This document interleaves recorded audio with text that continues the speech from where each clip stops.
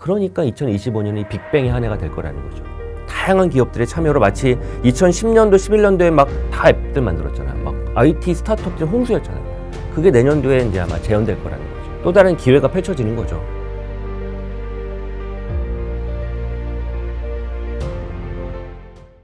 작가님과 AI를 또 바탕으로 내년에 대한 IT 트렌드에 대해서 좀 깊게 얘기 나눠보고 있는데, 네. 확실히 이 과거 흐름에서부터 이제 현재 흐름을 잘 읽어보니까 앞으로의 흐름도 머릿속에 좀 잘 그려지는 것 같아요. 네, 과거에서 사실 배울 수 있는 게 많아요. 그렇죠. 네. 그래서 말씀하셨던 PC, 스마트폰, 현재 AI 이 세 개를 한 묶음으로 쫙 묶으면서 생각을 해나가 보니까 점점 더 잘 그림이 그려지는 네. 현재 상황인데, 네. 그런 상황에 이 AI 혁명이 내년에 본격적으로 또 대격변이 나온다라고 봤을 때 작가님께서 말씀해 주셨던 우선은 그에 맞는 디바이스가 확실히 좀 구축이 돼야 될 것 같습니다. 네, 빠진 게 있죠. 맞아요. 그러니까 지금 2023년도, 4년도까지 AI는 어디서 쓰느냐? 컴퓨터 웹에서 쓰거나 스마트폰 앱으로 쓰거든요. 그쵸. 예. 이것만으로도 되게 훌륭한 경험인데 이 AI가 새로운 생태계와 새로운 플랫폼으로 넘사벽의 차별화를 만들려면 전용 AI 디바이스가 있어줘야죠. 그런 면에서 2025년도에는 사실 2024년도에도 그런 시도가 많았어요. 휴메인의 AI 핀부터 해서 레빗이라고 하는 회사가 R1이라고 불리는 모델도 만들었고, 그 외에도 작은 웨어러블 디바이스도 좀 나오고 했거든요. 근데 이제 그걸 넘어서서 좀 더 다양하고 폭넓은 AI 디바이스들이 아마 2025년도에 쏟아지지 않을까 싶어요. 지금 현재 좀 윤곽, 이 두각을 나타내는 모델이 특별히 좀 있을까요? 지금은 이제 그러니까 두 가지 형태가 있는 것 같아요. 그러니까 AI를 탑재한 디바이스는 두 가지 형태가 있는데, 하나는 기존에 쓰던 디바이스에 전용 AI가 들어간 거죠. 마치 이번에 애플의 인텔리전스 AI인 그 아이폰 16 프로에 탑재되는 시리, 그게 딱 전용 AI거든요.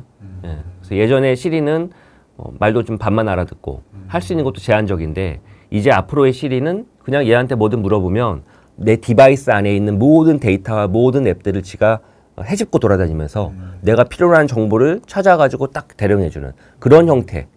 물론 컴퓨터도 노트북도 태블릿도 다 가능하겠죠. 네, 이번에 갤럭시 태블릿도 AI가 접목되는. 맞아요. 갤럭시 S24도 AI 폰이라고 부르잖아요. 그렇죠. 그렇게 기존에 있었던 디바이스에 AI가 들어가는 온 디바이스 AI라고 하죠. 예. 네. 두 번째는 그냥 아예 AI를 위한, AI에 의한 완전 디바이스. AI만 쓰기 위한 전용 디바이스죠.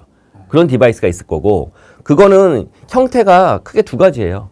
하나는 몸에 부착하는 형태, 웨어러블 디바이스라고 불리죠. 핀의 형태로 부착한다거나, 아니면 뭐 손목에 찰 수도 있는 것이고, 뭐 귀에 이렇게 딱 귀걸이처럼 걸 수도 있고, 그런 형태가 있거나, 두 번째는 뒤집어 쓰는 겁니다. HMD라고 부르죠. 안경 형태처럼 경량화된 게 있을 수도 있고, 머리 전체를 뒤집어 쓰는 게 있을 수도 있고. 그래서 전자와 후자로 나뉘죠. 전자가 2024년도에 몇 가지가 시도가 됐었어요. 근데 아주 두각은 못 드러냈습니다. 하지만 2025년도에는 그게 조금 더 다양한 시도가 있을 것 같아요. 실제 그 오픈 AI도 그 아이폰 디자이너하고 함께 새로운 스타트업을 만들 예정이거든요. AI 디바이스 스타트업. 예, 그런 것도 포함돼서 다양한 스타트업들이 제조 부분에 있어서의 AI 전용 디바이스를 만들 것 같고, 두 번째는 뒤집어 쓰는 건 기술력, 그리고 이제 가격이 꽤 비싸요. 그러다 보니 메타나, 마이크로소프트는 홀로렌즈 사업 접으면서 좀 뒤로 후퇴하긴 했지만, 메타나 혹은 뭐 삼성이나 LG전자나 이런 거대 빅테크 기업이나 제조사들이, IT 제조사들이 뛰어들어서 이 MR이라고 불리기도 하죠. 믹스드 리얼리티. 뒤집어 쓰는 안경 기반의 물론 거기에 AI가 접목되게 되면 이제 편의성이 더 증대되죠. 그런 형태가 2025년도에 좀 펼쳐지지 않을까 싶습니다. 그러면 이미 만들어진 기술을 또 주도권을 가진 기업들이 있을 거 아니에요?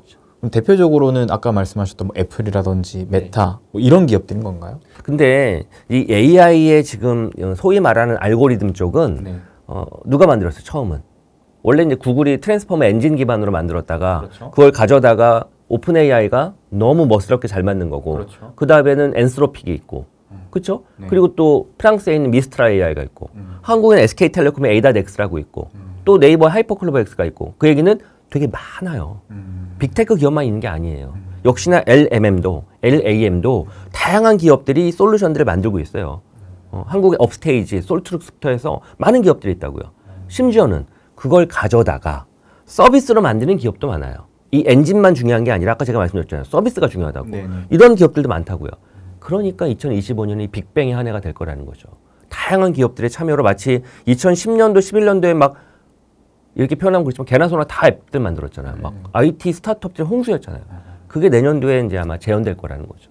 또 다른 기회가 펼쳐지는 거죠. 따지고 보면. 이때 어떤 기업이 잘 되고 어떤 기업이 어려울지를 2010년도로 돌아가서 내가 만약 2010년도에 투자를 했다면 어디에 투자했을까?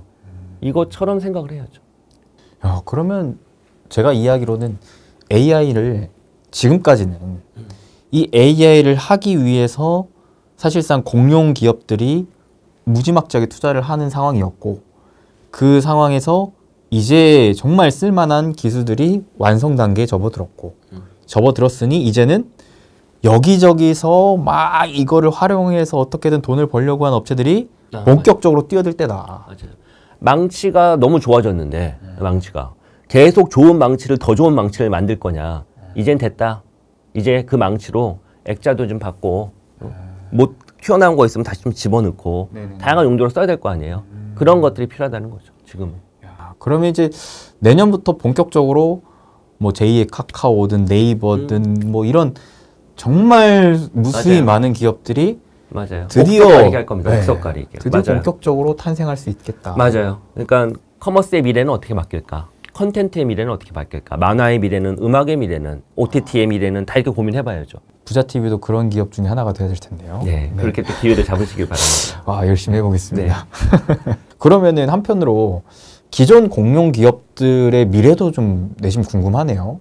이들은 만들어 놓고 남 잘 되는 꼴에 뭐 본인들도 뭔가를 해야 될 거 아니에요. 이제 그들 기업은 두 가지의 속내가 있죠. 첫 번째는 이 생태계의 중심은 나야 어차피. 마치 앱스토어에서 애플이 앱스토어를 만들어 놨더니 수많은 앱들이 잘 되잖아요. 네이버페이도 잘 되고 카카오페이 다 잘 되잖아요. 그럼 그걸 보면서 아유, 나도 뭘 해야 되는데 쟤들만 잘 되냐? 이러는 게 아니라 잘 됐다. 저기서 수수료를 어떻게 챙겨야지. 돈 벌잖아요. 따지고 보면. 그렇게 나만의 생태계를 만들려고 하는 쪽도 있고 1번. 예. 왜냐하면 이 생태계가 더 탄탄해지고 더 넓어져야 거기에서 그 인프라를 주도하는 우리 기업의 가치가 더 높아질 거니까. 그래서 생태계 관점에서 보는 경우도 있고 두 번째는 그럼에도 불구하고 예를 들면 구글이 생태계 관점을 보면도 지메일 서비스 오픈하고 계속 새로운 서비스 오픈하잖아요. 예, 캘린더도 오픈하고 그런 것처럼 예, 사람들이 자주 많이 오래 쓰는 AI 서비스를 점령을 해야 생태계도 중요하지만 거기에 내가 뾰족하게 이거 킬러 앱이라고 부르거든요. 그 시장을 지배하니까 그쪽에 대한 고민도 계속 하고 있죠. 근데 웹과 앱이 다른 것처럼 웹과 앱은 다르죠. 예. 앱과 AI는 또 다르거든요. 그렇죠. 그런 측면에서 AI에서의 킬러 앱이란 과연 무엇일까? 그러니까 쉽게 말하면 AI 시대에 사람들이 가장 자주 많이 오래 쓰는 서비스는 뭘까? 다시 돌아보면 모바일에서 사람들은 어떤 앱을 가장 자주 많이 오래 쓸까? 웹과는 달리? 예를 들면 웹에서도 네이버 쓰고 모바일에서도 네이버 쓴단 말이에요. 웹에서도 다음지도 쓰고 모바일에서도 다음지도 쓴다고요. 근데 그거보다 그런 차원이 아니라 더 많이 쓰는 틱톡은 더 많이 쓰는 인스타그램은 틱톡, 인스타그램은 웹에서는 없었잖아요. 그렇죠. 그런 것처럼 AI 시대에는 웹이나 모바일이 아니라 뭔가 야 이런 것도 있단 말이라고 하는 게 뭘까를 만들어내겠죠. 그거를 아까 제가 얘기했던 AI 에이전트라고 합니다. AI 에이전트. 그냥 얘한테 뭐든지 말하면 너무 모든 걸 다 알아듣고 알아서 다 해주는데 근데 문제는 알아서 다 해준다는 건 상식적으로 말이 안 돼요. A부터 Z까지 다 준비할 수가 없거든요. 그렇죠. 기업이. 그러면 중개를 해주면 돼요. 아, 그거는 얘가 잘하더라. 얘를 초대해 주는 거예요. 아, 이건 얘가 잘하더라. 그걸 가리켜서 이제 마스터 에이전트, 서브 에이전트라고 해요. 그러니까 에이전트도 두 가지로 나뉘는 거예요. 절대 에이전트가 있고 카테고리별 에이전트가 따로 있고. 근데 중요한 건 카테고리별 버티컬 에이전트도 중요하지만 이 모든 걸 아우러서 그냥 뭐든 말하니까 얘가 알아서 다 대령해주네. 야, 얘 끌고 오고 쟤 끌고 오고 이것도 중요하잖아요. 그거를 이제 공격적으로 하는 게 빅테크 기업들의 속내겠죠. 그래서 애플은 시리로 하려고 하는 거고 구글은 이제 구글 제미나이 기반으로 그걸 하려고 하는 거고 마이크로소프트는 이제 엣지 브라우저에 있는 코파일럿으로 그걸 하려고 하는 거고 그들은 그래서 좀 생각이 다르죠. 버티컬 쪽보다는 이 마스터 쪽에 가깝죠. 야, 이해가 쏙쏙 됩니다. 아, 참. 그러면은 이제 빅테크들은 그 중계를 하면서 수수료를 챙겨 먹고 그렇죠. 뿐만 아니라 중계하려면은 우리 디바이스 써야 되면 디바이스도 그런 팔아먹을 것도 수 있겠죠. 있고 그런 것도 있겠죠. 그리고 한편으로는 중계는 못하지만 우리가 자체 OS는 가지고 있지는 못하겠지만 그 특정한 서비스는 우리 걸 써. 그러면은 이제 또 그 중계 업체에 또 커넥이 돼가지고 뭐 메신저라든지 뭐 아까 뭐 SNS 그 외에 뭐 다양한 어플리케이션들 맞아요. 그것도 AI만의 또 특별한 단어가 생기겠죠. 저는 그래서 아까 우리 이런 얘기 했잖아요. 하드웨어, 네트워크, 네. 소프트웨어, 그 위에 이제 플랫폼. 네네. 이 관점에서 보면 AI 시대는 뭘까? AI 디바이스일 거다. 해서 아까 그 얘기 좀 했죠. 그쵸, 예. 그쵸. 그러면 AI의 소프트웨어는 뭐지? AI의 네트워크는 뭐지? 그리고 그 위에 얹히는 AI의 서비스는 아까 AI 에이전트 네네. 이거거든요. 네. 그럼 다시 돌아와서 소프트웨어는 아마도 LLM이 소프트웨어가 될 것 같아요. 운영체제처럼. 우리의 LLM을 써. 그럼 되게 쉽게 우리와 호환되는 그런 AI 에이전트를 쉽게 개발할 수 있어.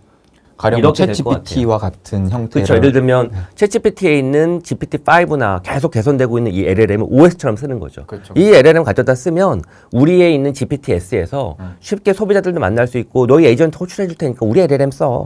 그래서 LLM 사용한 대가는 내야 돼. 이렇게 가지 않을까 싶어요.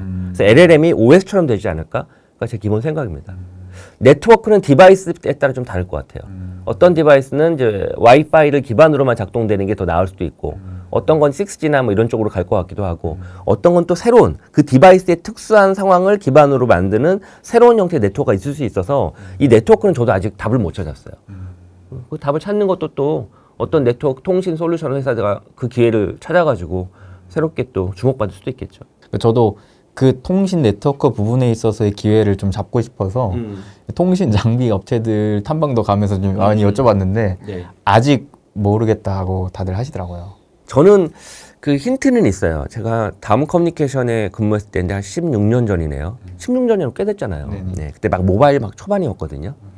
그때 그 어떤 미국에 있는 한 기업이 그런 고민을 했던 그 기억이 나요. 무슨 고민이냐? 왜 통신은 크게 두 가지로 나뉘어요. 통신은 첫 번째는 인터넷 공유기 내 거죠. 내 거잖아요. 내 거. 내가 컨트롤하고 내 집안 반경에 있는 짧은 반경 내에 있는 디바이스 다 연결시킬 수 있죠. 네, 이런 통신이 있고 두 번째 통신은 기지국이 있죠. 이거는 통신사가 돈을 투자를 해서 기지국을 세우고 이 기지국이 여러 군데 있어서 끊기지 않고 이동하면서도 통신 서비스를 할 수 있도록 해준 거잖아요. 네. 세 번째를 이제 고민한 거. 세 번째는 뭐냐? 내가 가지고 있는 디바이스, 이쪽에 가지고 있는 디바이스, 종류도 다양한 노트북도 있고 스마트폰도 있고 24년 켜 있는 것도 있고 막 그렇잖아요. 네. 그리고 또 이제 또 앞에 있는 카메라맨이 또 들고 있는 디바이스, 네. 또 여기에서 약간 반경이 떨어진 길 건너편에 있는 아파트에 누가 들고 있는 디바이스. 피어투피어라고 하거든요. P2P 네트워크. 마치 예전에 그 소리바다, 당나귀 이런 것처럼 네트워크를 그렇게 연결하는 거죠. 국지 디바이스 간에 네트워크를 연결해서 이걸 기반으로 확대해가는 거예요. 여기가 연결됐으면 여기가 연결돼 있고 여기가 연결 저기랑 연결돼 있고 그렇게 쭉 연결되면 캐나다까지 연결되잖아요. 네네. 예. 물론 그렇게 참여한 디바이스의 수가 많아야 탄탄해지죠. 그렇죠. 이게 블록체인의 핵심이기도 하거든요. 블록체인의 핵심도 중앙 네트워크, 중앙 통제 없이 기기 간에 연결하는 거거든요. 그렇게 네트워크도 기기 간에 연결해보자. 그게 혹시 어떤 가능해지지 않을까? AI 디바이스 시대에 뭐 이런 꿈도 꿔봐요. 피어투피어 네트워크. 비용도 최소화할 수 있고 그 누구의 컨트롤도 받지 않는 거죠. 누군가의 통제를 받지 않고 우리들끼리 맞아요. 서로 연결을 해보자. 대신 나도 열었으면 그 대가로 남의 네트워크를 통해 가지고 누군가하고 연결할 수 있죠. 촘촘하게. 비용도 최소화하고. 옛날에 다마고찌 아세요?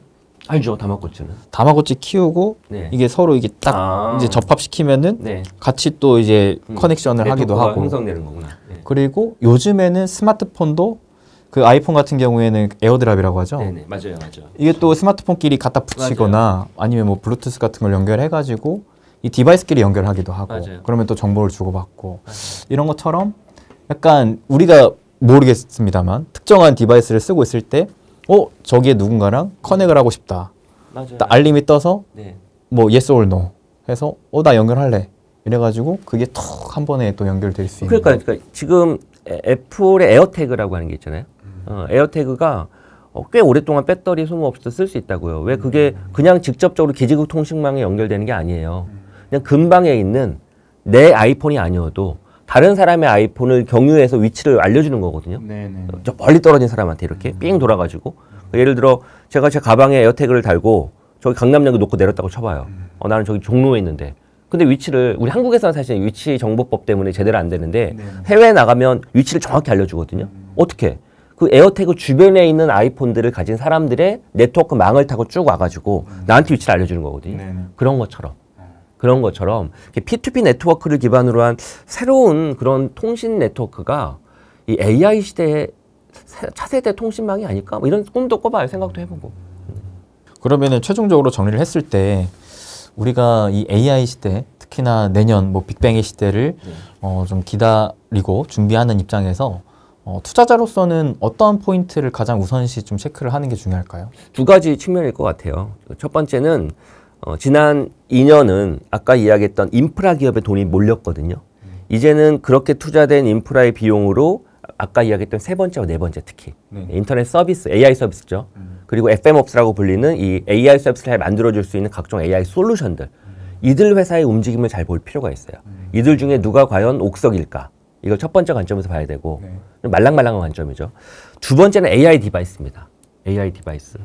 결국 오픈 AI가 됐든 혹은 메타가 됐건 간에 그 누군가가 AI와 가장 합의되는 잘 어울리는 형태의 디바이스에 대한 폼팩터 정의를 잘해서 그 디바이스가 활성화되면 그들은 전문 제조사가 아니거든요. 그건 공장에서 원래 생산 잘하던 제조업체가 해줄 수밖에 없어요. 그런 면에서 한국은 강국이죠. 그런 측면에 있어서. 그런 면에서 AI와 관련된 전용 디바이스가 나왔을 때 과연 그 디바이스에 들어가는 각종 부품들, AI 칩셋부터 포함해서 메모리, 더 나아가선 그걸 조립해서 완성형으로 만드는 수율을 높일 수 있는 그런 제조업은 어딜까? 어디서 그 기회가 찾아질까? 그 고민을 할 필요가 있죠.